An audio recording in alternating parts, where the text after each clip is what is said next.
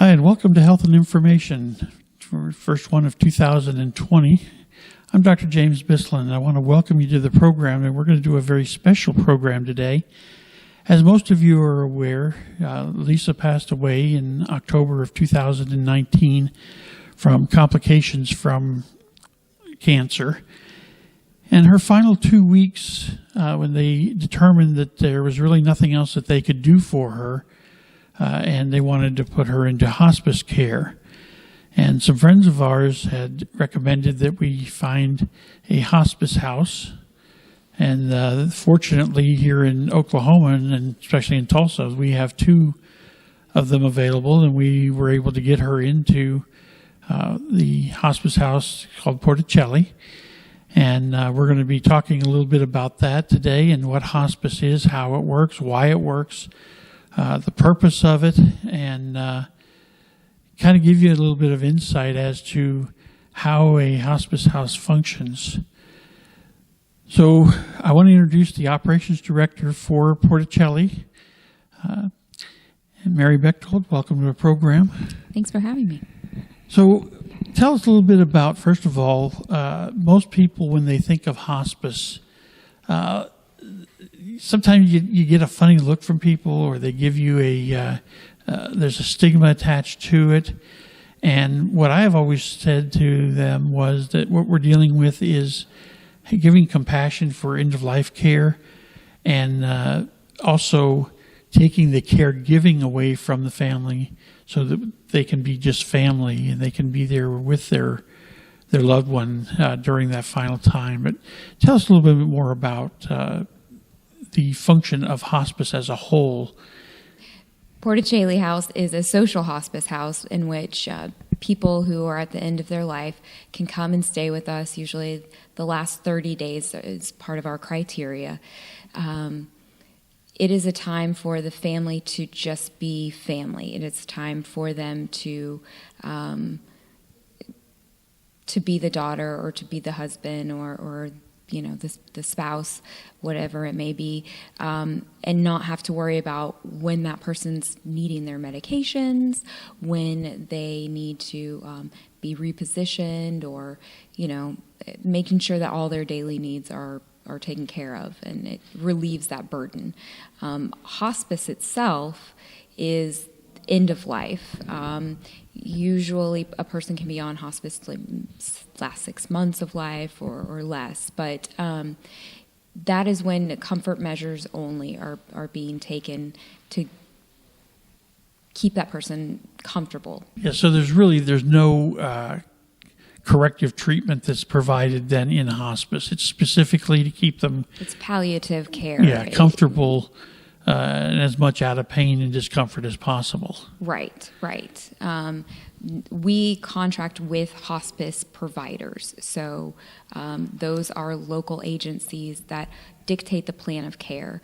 Our staff and volunteers here just bring the person in and love on them. We call them guests, and so they bring them into our home, and we follow what that hospice is set out to make sure that that person is comfortable as possible.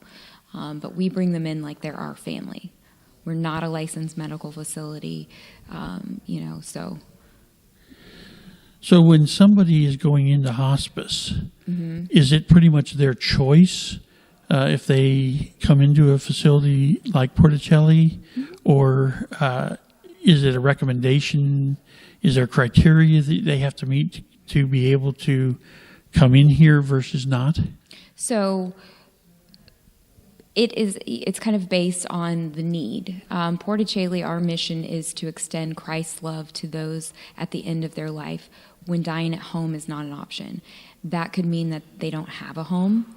That could mean that they don't have adequate caregiver situation. That could be that the family's exhausted and, they just can't do it anymore.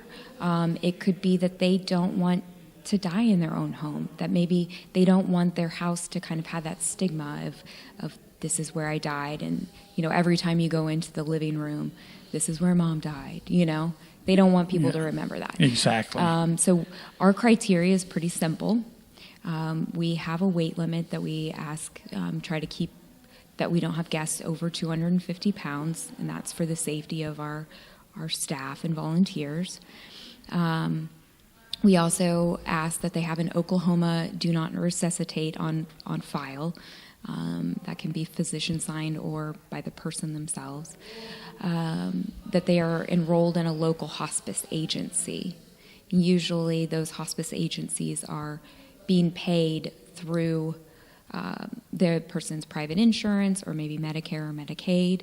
Porta Caeli is a nonprofit. We do not charge anything for someone to come and stay here. And so we rely completely on donations. Okay, so when somebody comes in here then and they are here, you said up to 30 days, but what would you say would be your average stay? What's the average that somebody would be here? Sure. Our average length of stay right now is actually 8 days. We would love to get people in, sooner or have them stay longer, but oftentimes we aren't God and we don't have a magic ball as to when they're at 30 days, and so you should come stay with us right now. Right. We do also have sometimes people that stay longer than 30 days. It's not like at 30 days we say, "Oh, that's it, you got to go." Yeah.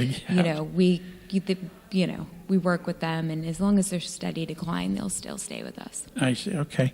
Now, one of the things that you had just mentioned a few minutes ago is that there is no cost to your guests to stay here. How do you get your funding then? Because you get your building and your employees, you've got food. How's that handled? So, it's through donations. Now, when we first started, years ago, for about 30 years, almost 30 years, there was a place called St. Joseph's Residence, and this is when AIDS patients would come and stay there and pass away. But as that continued, the AIDS epidemic continued to evolve. We ended up, having people not need that service. But they did see that there was a greater need for a place for people dying of other things. That at the time we only had one of these in Tulsa, and so this would be a great way to handle that situation. So they took that endowment of the sale of the house and all of that and created Porta Caeli House. We also raised a lot of funds to be able to build our home and things like that. So your capacity here is how many people? We have 12 beds. We utilize 8 of them. Part of that is to maintain that our quality and our high standards of excellence are continued. And so that's why we keep our bed numbers at 8. Okay. Now, when the family comes in, and I can tell from experience, and I could explain it, but I'm going to let you because you're here every day.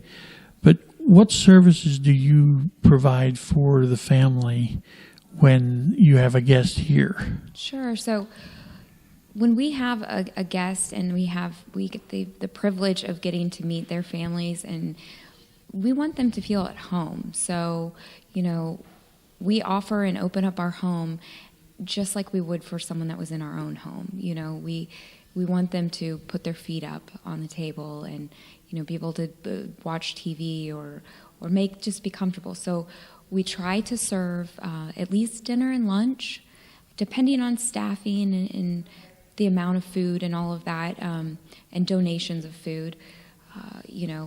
It's not always possible, but for the most part, we try to serve families food while they're here. We also have an area that has full of snacks and goodies, and there's almost always like some sort of baked goods sitting out. But we also have a shower that the families can use. Oftentimes maybe they're coming from out of town and staying actually in the room with the guest. We have sofa beds that pull out. We also have air mattresses and things. That can save them a fair amount of money if you're coming from out of town and you can just stay with your family member. So, we say that adults can stay minors can come and stay as long as they're accompanied with an adult. Do you have a limit of how many families can stay with a guest? Because of our other guests and our other families here, we like to keep the amount of people just in that room, not kind of in other rooms and things like that. Right. But not necessarily. I mean, we've had families with, 20 kids, and, our house has been loud and fun and great times for people to come and see their family members and each other, because sometimes this is it, maybe this is the oldest person in the family dying and they all want to spend time together. So exactly. No, we don't have like a limit on that. I mean, I just say comfortably keeping the numbers, to a manageable amount. To a manageable amount. Right, and depending on the guest, whether or not they can have a lot of people around at that time, if they're comfortable with it. It's really all about what the guest needs are and how to make sure that those are being met. So when you have the family there, and I can tell you from experience, because I spent 14 days in this house, and it is exactly what she just said. It's comfort, and there's plenty of food, and we learned a whole lot about the benefits. Now, there's only 2 of these houses in Tulsa, correct? There's only 2 in Tulsa. There's another house in Bartlesville. There's a couple of other ones that are opening up throughout the state. And they're all part of the Omega network, which is a network of social model hospice houses. Yeah, now, correct me if I'm wrong, but I understand across the country, at last count, there's still only 50 hospice houses across the country? Well, they're within that network. In the network, okay. There are some other ones or some places that they may charge differently, or they may not just fall under the social model hospice. But okay. Yeah. But in this group. In this group, yeah. But there's, I believe, So how many employees do you actually have that are here on a routine basis? Sure. So we have about 24 paid staff. Each shift, which is day shift, evening shift, and overnight shift, have 2 paid employees. Those are the caregivers. They're the ones that give the medications. They're the ones that act as a companion. They're the ones that are repositioning. They're watching for signs of end of life. They're making sure that the guest is comfortable. They're also being the first line of hospitality to our guest families, and making sure that everyone that comes into our house is welcome.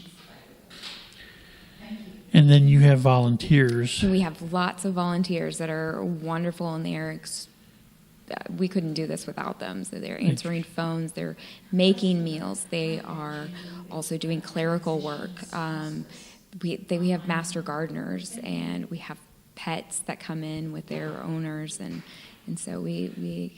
That's a good question. Pets you're allowed to bring a pet in? You're welcome to bring your pets in, as long as they are house trained and on a leash. Mm-hmm. Mm-hmm. If they're in the the main areas of the house, as long as they're on a leash, that's fine, and they're potty trained. Exactly. Yeah. Well, now on the second half of the program, we're going to have some photographs, kind of do a photo tour rather than a video tour of the facility. That way we don't get people in the arbitrarily on the video, which we don't want to do. So if anybody would like to contact you or the facility, they want to make a donation, either cash donations or food or something, how do they get a hold of you? Sure.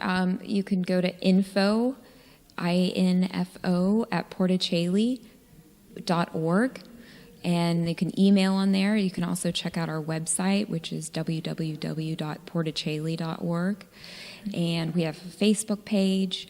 And then our phone number is 918-935-2600. Okay, and we'll have all that on the screen for you as well. We'll be back with the video or the photo tour of the Porta Caeli House after our break. Are you in pain? Then meet the doctor. Neck pain, headaches? Meet the doctor. Low back and leg pain? Meet the doctor. Arm, shoulder, and hand pain? Carpal tunnel syndrome? Meet the doctor. Injured in an auto accident? Meet Dr. James Bisland at Bisland Chiropractic, where you can get your first visit free this month. Call Bisland Chiropractic at 838-4252. Bisland Chiropractic.